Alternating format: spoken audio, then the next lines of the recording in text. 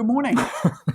Hello, Michael. Yeah, Dan, how are you? Good. Doing another Wednesday, another download. Number 65. Amazing, isn't it? They come around quick, Michael, don't Well, they? they certainly do. They certainly do. We're chipping away there. So, and of course, coming up to the end of the calendar year as well. Been another interesting old year, but of course. And I know, Dan, you've been talking a bit on the radio this week about the Reserve Bank. Glenn Stevens has put his two bobs worth out there about a couple of different things. So Something I organised earlier, Mike. But no, interesting what he said this morning. He started off basically by saying, don't believe forecasts. And that's what they do, isn't it? You know, make forecasts. So there's a tip for young players, don't believe any forecasts.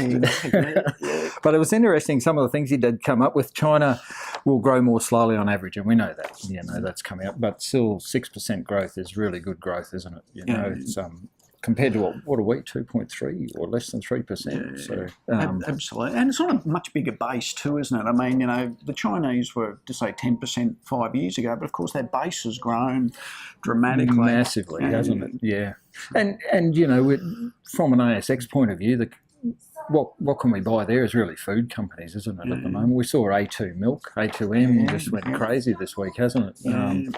So maybe if there's dips back in, you know, that cracked through $1 and I think $1.10 you say, $1.11. So, you know, if that dips back to around the 90 cents, that might be a buy. You know, absolutely. No income though, but from a growth side of things. Yeah, it's been a good little story, hasn't it? It has. The United States will be still be a very large economy, and we know that just on the amount of people that they've got.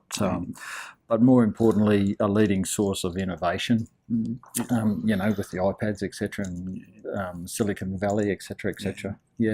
And probably there. You know, what do you think about UMax, the equivalent of the yield maximizer, but the United States one, so an exchange traded fund that would be interesting for access into the States?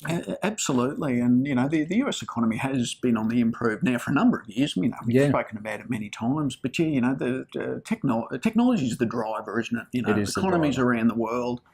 You know, mining, agriculture. You know, the you know those sort of salt of the earth businesses are there, but you know they're treading water, I guess, at best.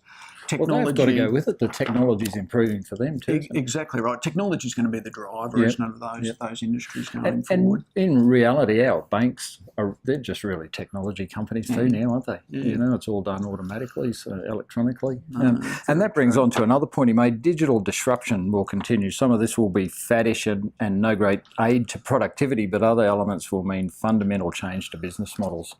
And that's the thing about that disruption, isn't it? We're seeing that word a lot in the markets now, but something that changes the way we think about things, and I think that's the biggest thing they're talking about in the share markets. Very true. Considerable resources devoted to IT security. Well, that's a bit of a no-brainer, isn't it?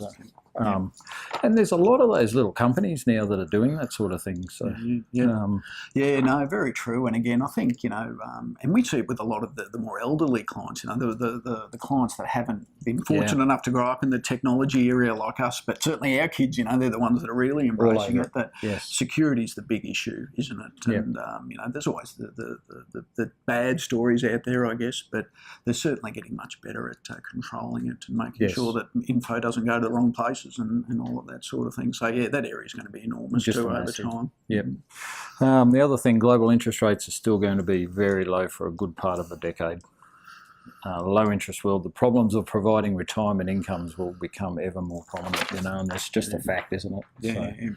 And just on that, like the Macquarie issue that's coming up, you know, that seems to be a pretty good yield with franking, about 7.5, I think. Yeah, absolutely right, Dan. And this is it. And I think, unfortunately, for investors that, you know, want the security of cash, and look, you know, we all need a safety bucket, no doubt about it. But that's called the credit card, isn't it? But interest rates are going nowhere anytime soon, and maybe even backwards potentially here in Australia. So it's the harsh reality. You know, if retirees need to drive more income, they're going to have to look elsewhere for some of that money that they might have, you know, stored away in the bank account, because things aren't going to change anytime soon. And a lot of the, you know, the world's leaders are talking that way, aren't they? So.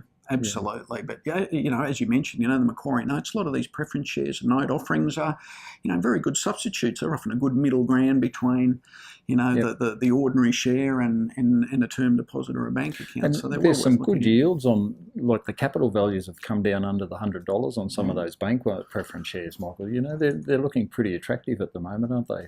Yeah, very, very true. And that's it. Yeah, some of them have really been knocked about, surprisingly so, I must admit. But yeah, there's some excellent sort of cost yields you can get in on that at the moment. So, but no, there's a lot of options out there, and again, it doesn't get any easier for investors. You know, there's lots to weigh up. There is, yeah, a lot of pessimism still around. You know, the glass is often half empty these days, but you know, that also leads to opportunities as well. And you know, if you want to talk about these things, in reality, when people are very pessimistic about it, that's maybe time to go the other way, isn't it? It is. It's often the catalyst, isn't it? That you should perhaps be thinking, you know, maybe it's time that the worm is going to start turning. Yeah. Absolutely.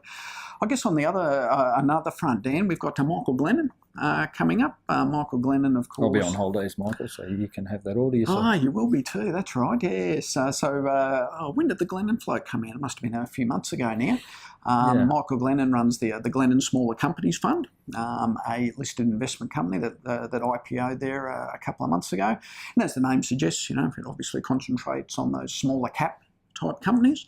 So Michael's coming up, and he's going to be presenting to some of our clients up at the Empire Theatre. So if you'd like to tag along to that, there should be some really good insight as to where Michael sees the market at the moment, and also I guess some of the companies that he's interested in, and certainly some of the companies that he's got in the fund at the moment.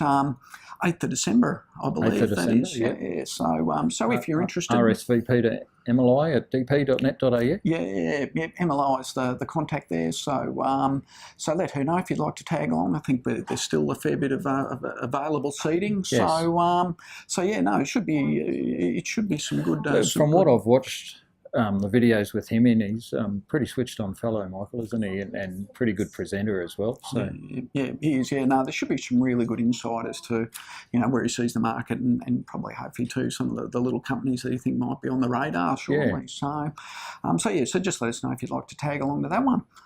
Other than that, 65, done and dusted. Thank you. Thank you. Too easy.